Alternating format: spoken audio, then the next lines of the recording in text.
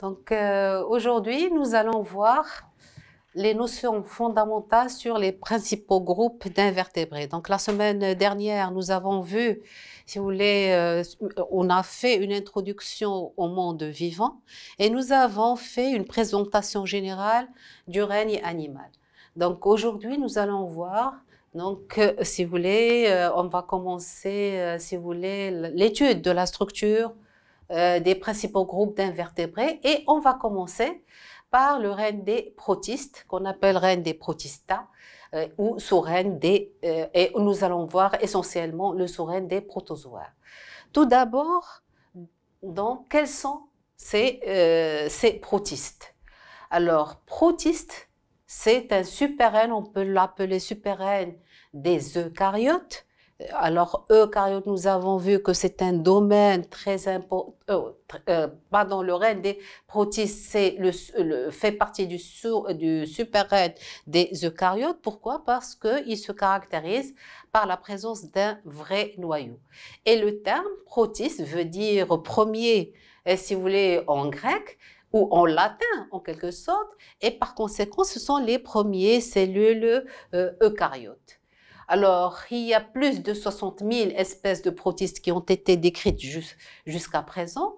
Donc, certains peuvent avoir une paroi alors que d'autres non. Ils peuvent avoir même des pigments assimilateurs comme ce qu'on observe sur les diapositives. Ils n'ont pas d'organes reproducteurs complexes. Leurs modes d'alimentation, bien sûr, sont variés et la plupart sont aérobiques, c'est-à-dire ils ont besoin d'oxygène pour respirer. Certains sont mobiles, ils se déplacent à l'aide de flagelles, soit de cils, comme la paramécie que vous connaissez, soit à l'aide de flagelles, on peut les voir ici, soit à l'aide de pseudopodes, qui sont des formations cytoplasmiques.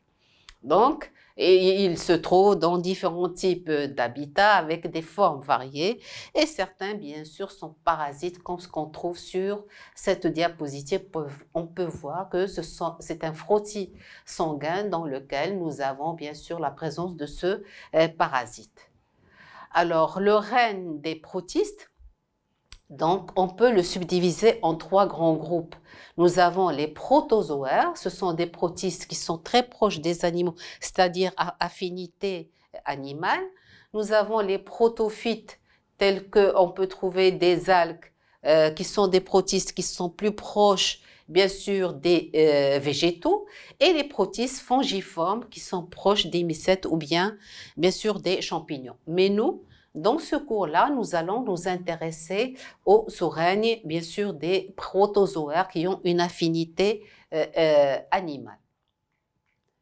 Alors, pour le sous-règne des protozoaires, donc dans ce cas-là, ce sont des organismes unicellulaires, donc formés par une seule cellule, qui contient bien sûr un noyau qui est un vrai noyau qui est entouré par une membrane nucléaire qu'on appelle eucaryote, très différenciée.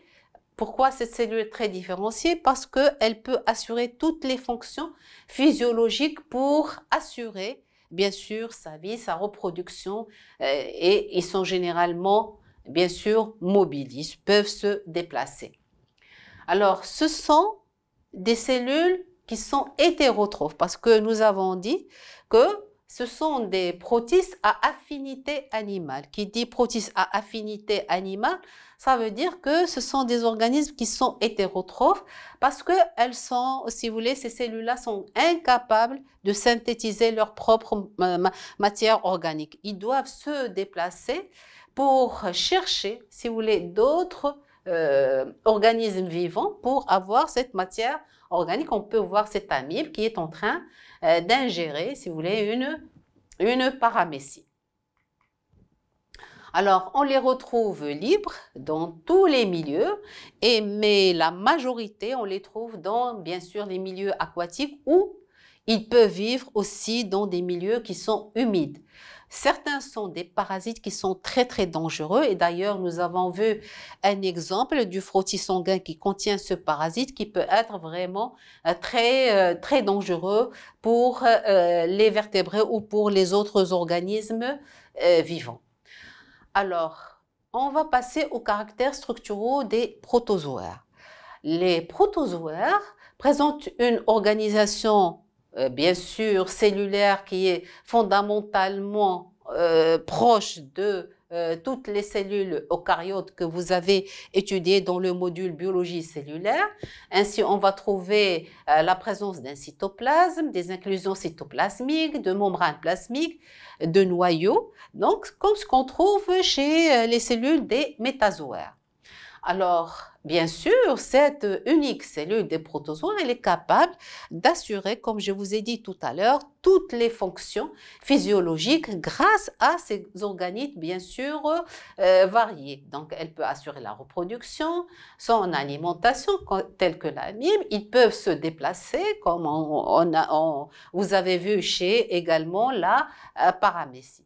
Alors, parmi ces organites-là, on va étudier tout d'abord la membrane plasmique, cette membrane qui entoure bien sûr la cellule. Sa structure, elle est semblable à celle d'une cellule des métazoaires. D'accord, donc elle se différencie toutefois par certaines zones qui constituent des structures buccales. Donc, cette structure qui peut être variée, si je prends cet exemple-là de cette cellule, c'est-à-dire ce protozoaire, donc nous avons cette structure qui permet la pénétration, bien sûr cette structure c'est de la membrane plasmique, qui permet la pénétration des aliments à l'intérieur de la cellule et ça se fait bien sûr par endocytose, chose que nous allons voir tout à l'heure. Alors, cet emplacement par lequel pénètre l'eau, cette structure buccale, c'est ce qu'on appelle le cytostome. Donc, cyto, vous avez cellule, stoma en latin veut dire bouche. Donc, c'est une bouche entre guillemets, si vous voulez, de la cellule qui assure bien sûr la prise des aliments et l'ingestion bien sûr de ces aliments. Là, pour cette amide, on voit qu'elle est en train d'entourer bien sûr cette particule qu'elle va manger tout à l'heure ou bien celle-là. Donc, nous avons la présence de structures buccales très variées dans certaines zones de la membrane plasmique qui permet la pénétration des aliments, c'est ce qu'on appelle le cytostome. Cette membrane plasmique, elle a aussi la particularité de fabriquer des coques ou des tests comme ce que nous observons chez cette radiolaire, ou bien celle-là qui présente des formes très variées et de nature très variée. Donc généralement, c'est une structure siliceuse comme ce qu'on observe également chez ce foraminifère ou bien chez les radiolaires. Donc à l'intérieur de cette coquille, de cette coque, donc on va trouver la présence d'une seule cellule dont la membrane a fabriqué en quelque sorte ce test-là ou cette coque. Alors le noyau, il a la structure de celui des métazoaires. Mais chez certains protozoaires, nous allons trouver la présence de deux gros noyaux. C'est le cas par exemple de la paramécie que nous connaissons. Donc là, c'est le schéma général d'une paramécie et on trouve la présence d'un micronucléus et d'un macronucléus. C'est-à-dire, c'est un petit noyau qui va assurer la reproduction, alors que, si vous voulez, nous avons le macronucléus qui va avoir un rôle dans la nutrition, dans le déplacement, etc. Donc, c'est pour ça qu'on dit qu'il a une fonction trophique. Par conséquent, je répète, chez certains protozoaires, donc on peut trouver la présence de deux noyaux, un macronucléus et un micronucléus, comme le cas des ciliés, dont la structure elle est semblable, si vous voulez, généralement à celle des métazoaires. Chez d'autres protozoaires, on va trouver la présence de plusieurs noyaux comme ce qu'on observe ici. Ces noyaux-là qui sont liés entre eux comme un chapelet, c'est-à-dire, si vous voulez, le chapelet tsbih. Donc, regardez, ils sont liés entre eux comme un chapelet et, bien sûr, chaque noyau assure le contrôle du territoire cytoplasmique où il se trouve. Donc, je répète, un noyau va assurer le contrôle, si vous voulez, de la portion cytoplasmique dans laquelle, bien sûr, il se trouve. Alors, pour le cytoplasme, Le cytoplasme également, il ne présente pas de particularité, mais chez certains protozoaires, donc les observations microscopiques ont montré la présence, si vous voulez, de deux parties. Une partie externe, donc, et si vous voulez, c'est une région externe cytoplasmique qu'on appelle l'ectoplasme, parce qu'il est à l'extérieur. Généralement, il est hyalin, c'est-à-dire il est transparent, il est visqueux, d'accord? Et nous avons un endoplasme, c'est le cytoplasme interne. Par contre, il est granuleux généralement et il est fluide. Et dans ce cas-là, il y a une différence de viscosité entre le cytoplasme externe et le cytoplasme interne. Alors, pourquoi? Quelle est l'utilité de cette viscosité du cytoplasme? Parce que ces deux composantes peuvent passer d'un état à un autre, comme ce qu'on observe sur les flèches. Par exemple, nous avons ce cytoplasme interne qui est visqueux, va passer, si vous voulez, à l'extérieur, et qui est fluide, pardon, va passer à l'extérieur, il devient plus visqueux. Et ceci va permettre de former ce qu'on appelle les pseudopodes, c'est-à-dire de ces phosphates que présente, par exemple, l'amibe. D'ailleurs, on peut voir ce cytoplasme externe qui est visqueux et surtout qui est hyalin. Et à l'intérieur, nous avons le cytoplasme qui est fluide et qui est granuleux. Donc, le passage de ce cytoplasme interne qui est fluide vers l'extérieur permet la formation de ces pseudopodes. Ça permet, dans ce cas-là, à l'animal, à la cellule de se déplacer et, bien sûr, si vous voulez, d'attraper, bien sûr, les aliments. Nous avons aussi la présence d'organites cytoplasmiques.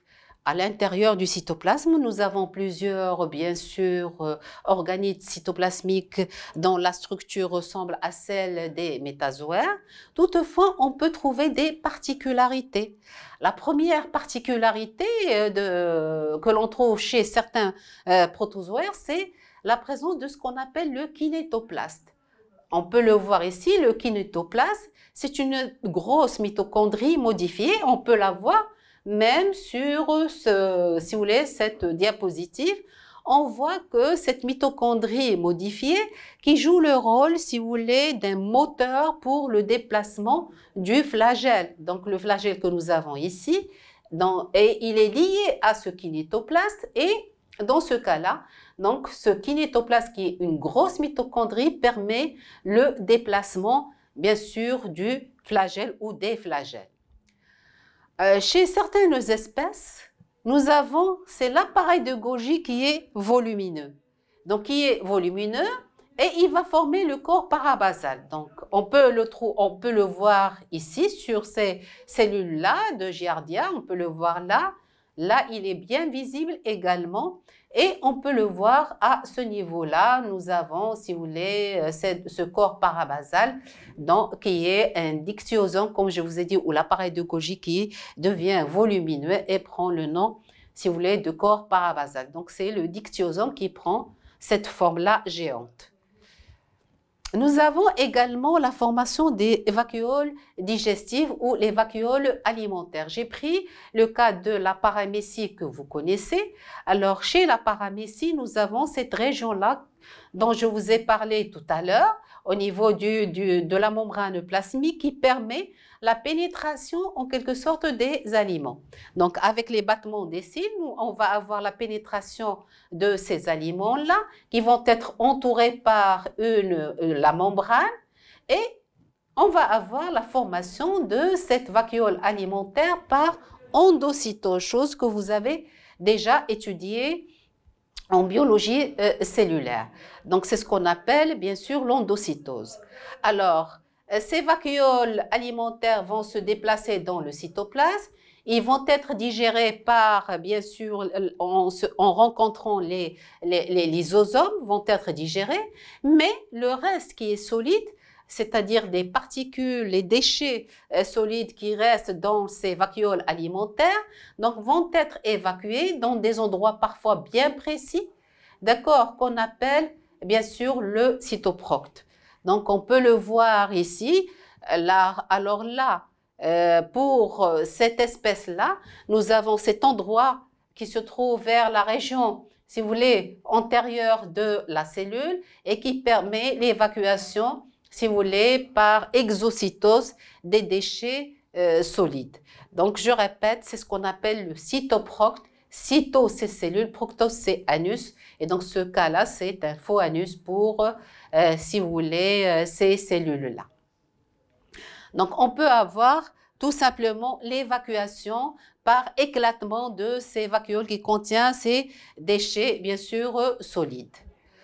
Alors, maintenant, nous avons parlé des déchets solides. On peut avoir aussi l'évacuation des déchets liquides. Donc, et on sait que les cellules peuvent devenir turgescentes, c'est-à-dire lorsqu'il y a une différence de concentration entre le milieu intérieur de la cellule et le milieu extérieur de la cellule. Et lorsque cette cellule absorbe plus d'eau, donc pour l'évacuer, pour se maintenir en équilibre, donc cette cellule va l'évacuer à travers donc une vacuole qu'on appelle vacuole pulsatile. Pourquoi on l'appelle pulsatile? Parce qu'il y a des pulsions, elles se contractent comme elles, si vous voulez, pour l'évacuation, pour absorber ce surplus d'eau ou bien le surplus des sels et l'évacuer à l'extérieur. Donc, ces vacuoles pulsatiles, on les trouve chez les ciliés également. Donc, on peut le trouver chez généralement certains protozoaires. Et ça joue le rôle de rein pour, bien sûr, ces cellules-là. D'accord? Donc, ça permet, je répète, l'évacuation des déchets liquides chez les protozoaires. C'est ce qu'on appelle les vacuoles pulsatiles ou contractiles. Donc, vous pouvez utiliser les deux. Chez certains protozoaires, les microtubules, qui sont des canaux très très fins, bien sûr microscopiques, ils peuvent intervenir dans la formation de deux organites. Alors, un organite qui permet le maintien de la forme de la cellule, donc c'est un squelette en quelque sorte, c'est ce qu'on appelle axostyle. Donc, dans axo, vous avez ces microtubules comme un axe.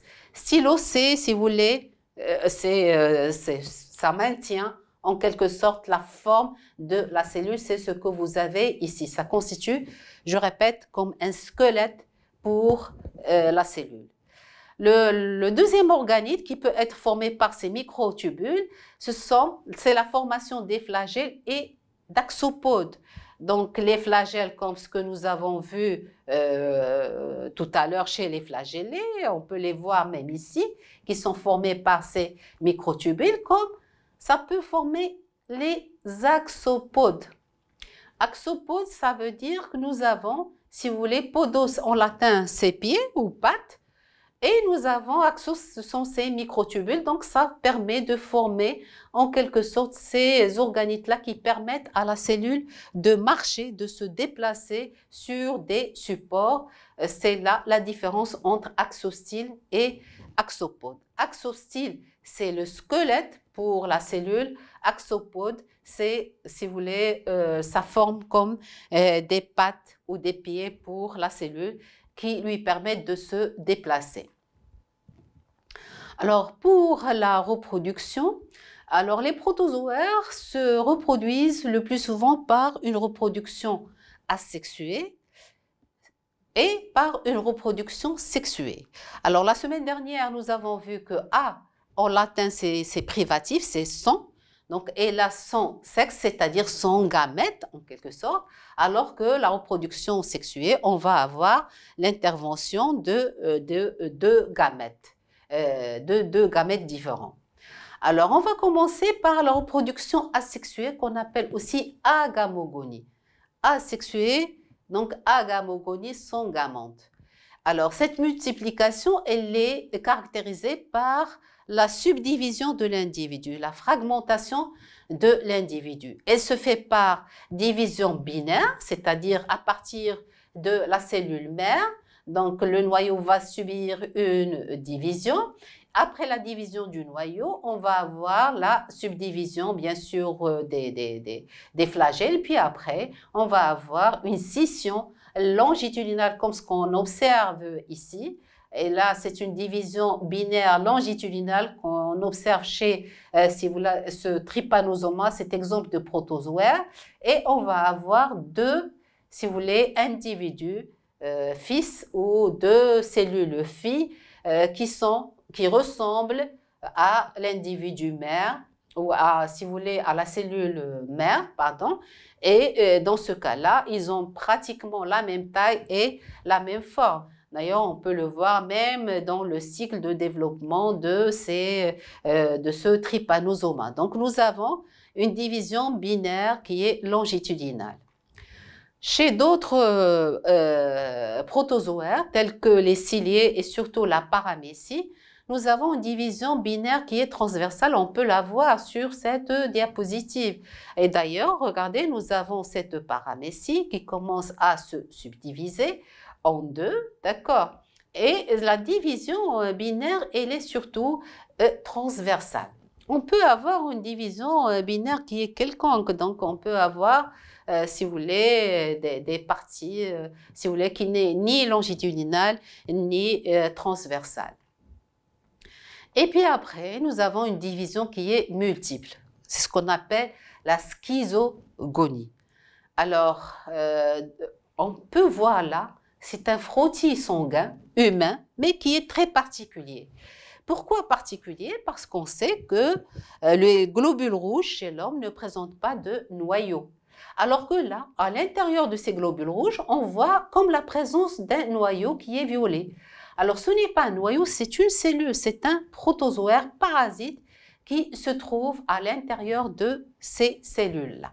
Donc ça provoque bien sûr des maladies qui sont très très graves, qui peuvent être même mortelles, chose que nous allons voir en TD prochainement.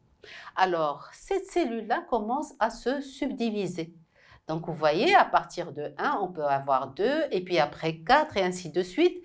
Et après, on va avoir un nombre très élevé de noyaux à l'intérieur de ce globule rouge, de telle sorte que le nombre de cellules parasites devient très important. Il fait éclater le globule rouge. Après éclatement, nous avons la sortie d'un certain nombre de toxines qui provoquent l'élévation de la température de l'individu qui est infesté. C'est là la gravité, bien sûr, de ce parasite qui peut entraîner des élévations de température très, très, très élevées et qui peut être même parfois mortelles. Nous avons également ce qu'on appelle le bourgeonnement. Alors, qu'est-ce que c'est que le bourgeonnement? C'est lorsque nous avons une division binaire, mais qui est inégale. On peut la voir sur cette cellule-là de protozoaire. Donc, elle est en train de se subdiviser, mais nous n'avons pas, si vous voulez, des parties égales comme ce que nous avons vu tout à l'heure chez le trypanosome, dont la division était longitudinale, ou bien la paramécie, dont la division était transversale. Nous avons vu qu'à partir d'une cellule mère, on a obtenu deux cellules qui sont identiques de point de vue forme et de point de vue taille. Dans le bourgeonnement, ce n'est pas le cas. Regardez, nous avons une cellule qui commence à se subdiviser. Elle va bourgeonner, elle va donner naissance à de petites cellules qui sont également ciliées, qui présentent un noyau, etc. Mais c'est après, si vous voulez, que nous avons une scission, c'est-à-dire une division, qu'elle va prendre la forme de la cellule mère, d'où l'appellation de bourgeonnement. Donc, le bourgeonnement, je répète, si on veut résumer en quelque sorte sa définition, donc c'est une division, chez les protozoaires bien sûr, c'est une division binaire qui est en partie inégale. Alors, pour la reproduction sexuée ou gamogonie, alors là, chez les protozoaires, la reproduction sexuée ou gamogonie apparaît essentiellement lorsque les conditions de vie deviennent défavorables. Donc, supposons que nous avons un protozoaire qui vit dans un étang d'eau et qu'il y a une sécheresse. Cette sécheresse, qu'est-ce qu'elle va provoquer? Elle va provoquer une élévation de la température. donc qui devient très très élevé, et on va commencer à avoir, si vous voulez, la réduction de l'eau de l'étang. Et par conséquent, donc, les conditions deviennent défavorables pour ce protozoaire qui vit dans cet étang-là. Alors, qu'est-ce qui va se passer pour qu'il y ait un échange entre les individus qui se trouvent dans l'étang? On va avoir recours à cette reproduction, bien sûr, sexuée. Alors, pour cette reproduction, elle est caractérisée, bien sûr, par la fusion de deux cellules ou deux gamètes qui sont, si vous voulez, qui peuvent provenir soit d'une même cellule, on parle d'autogamie, auto c'est soi-même, parce que, si vous voulez, si je vois sur ce schéma-là, nous avons un parasite de poisson qui est un protozoaire, et à partir d'une cellule, donc on va avoir la formation de gamètes. Donc, on peut dire, entre guillemets, gamètes mâles et gamètes femelles de la même cellule. Et on va avoir par la suite la fécondation de, si vous voulez, de ces deux cellules. D'accord? On peut le voir sur ce schéma-là. Donc, à partir d'une seule cellule, donc elle va subir une division pour avoir deux cellules filles. Et ces cellules-là vont donner naissance aux gamètes. Donc, ça peut être un gamète entre guillemets mâle et femelle. Et à partir de cette même cellule, on a obtenu ces deux gamètes qui sont différents, dont la fusion va nous donner un œuf, une autre cellule. D'accord? Donc, d'où le nom de autogamie. Par contre, on peut avoir également deux cellules différentes qui proviennent de, si vous voulez, ou les gamètes proviennent de deux cellules différentes. C'est ce qu'on appelle hétérogamie. Et c'est ce que j'ai représenté sur ce schéma-là. Nous avons le protozoaire, l'individu 1 et l'individu 2. J'ai changé les couleurs, bien sûr, pour vous montrer que nous avons deux individus différents. Et ces deux individus, chacun va donner des gamètes et la fécondation va se faire entre les gamètes provenant des deux individus différents. Donc, on va avoir un échange de matériel génétique entre l'individu 1 et l'individu 2 et on va obtenir l'œuf, d'où le nom d'hétérogamie. Alors, la forme des gamètes permet de distinguer trois modes de fécondation. Alors, le premier mode de fécondation, c'est ce qu'on appelle isogamie. Iso veut dire égal. Et dans ce cas-là, on a des gamètes qui ont la même forme et, si vous voulez, la même structure en quelque sorte, parce que ce sont des cellules qui sont flagellées. C'est pour ça qu'on dit que nous avons le mode isogamie ou isogame. Nous avons ce qu'on appelle une fécondation ou une anisogamie. Une fécondation anisogame, c'est lorsque les gamètes n'ont pas la même forme. Aniso, c'est inégal. C'est-à-dire qu'on va avoir des gamètes qui présentent, si vous voulez, qui sont grosses, qui sont plus développées que les gamètes, si vous voulez, les autres mâles ou bien femelles, qui présentent une forme qui est plus petite, malgré qu'ils ont, si vous voulez, des flagelles, et ils se déplacent à l'aide de flagelles pour tous les deux. Donc là, nous avons une différence de taille, en quelque sorte, entre les deux cellules. Donc, une cellule qui est grande et une cellule qui est plus petite.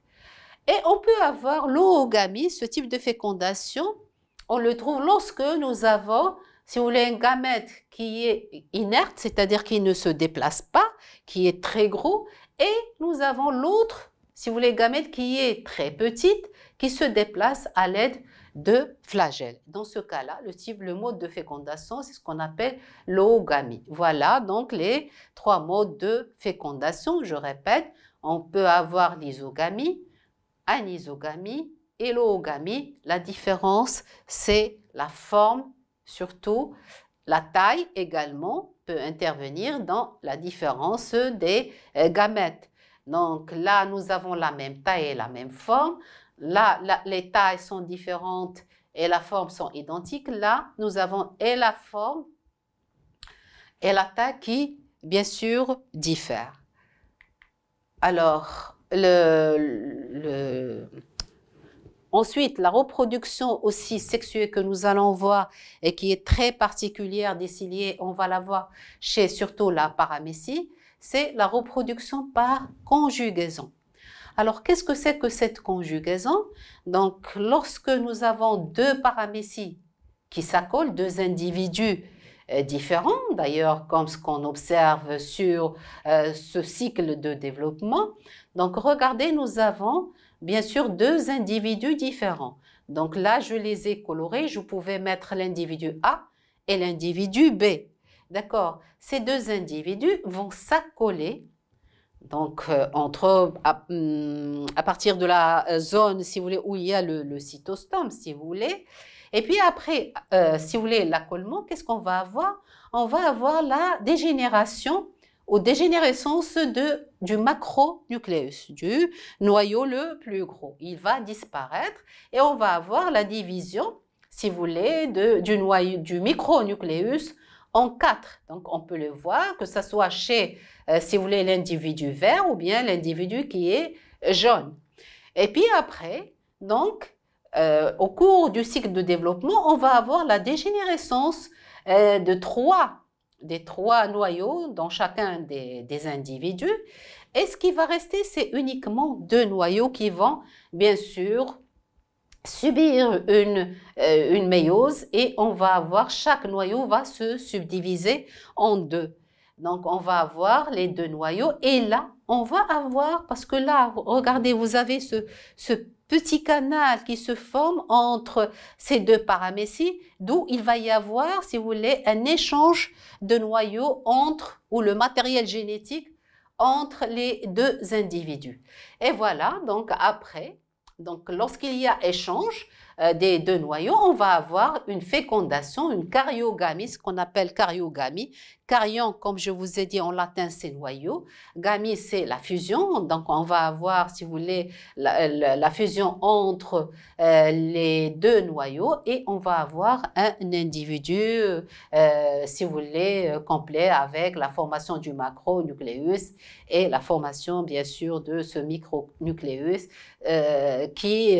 dans lequel on va trouver, bien sûr, le matériel génétique appartenant à il y a un mélange, en quelque sorte, du matériel génétique des différents individus que nous avons. Donc là, c'est ce qu'on appelle, bien sûr, la conjugaison.